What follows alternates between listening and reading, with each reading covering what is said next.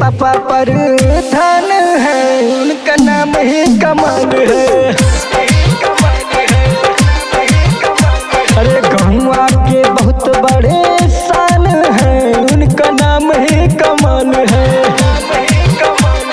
नाम ही कमाल, उनका काम भी कमाल है। नाम ही कमाल, उनका काम भी कमाल है। काम भी कमाल है। हाँ, सूरज गिरी मेरे पापा पर धन है, उनका नाम ही कमाल है।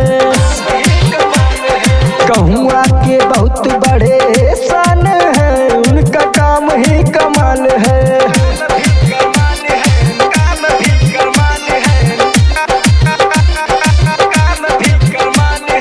बिना प्रधानी के काम करवाए हैं, सड़क भी लाए हैं, बिजली भी लाए हैं।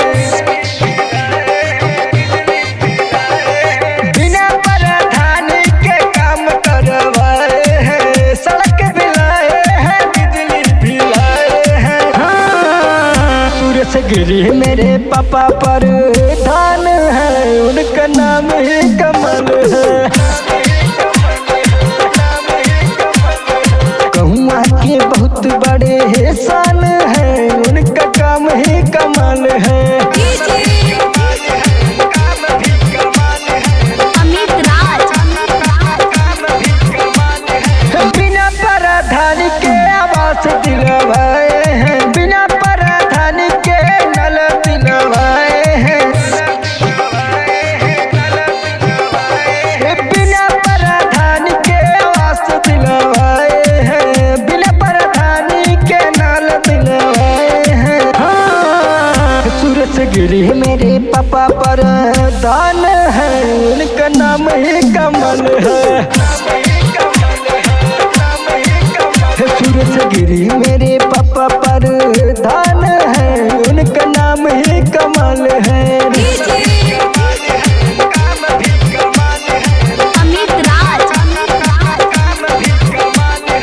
कनकपुर कछौरा के होंग प्रधान जी, घोड़ावे से चलते हैं, उनका सम्मान है।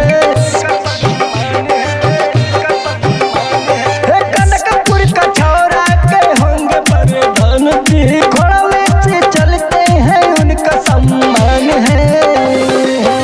सूरज गिरी मेरे पापा पर धन है, उनका नाम ही कमाल है। सूरज गिरी मेरे पापा पर धन है, उनका नाम ही कमाल है। अमित राज।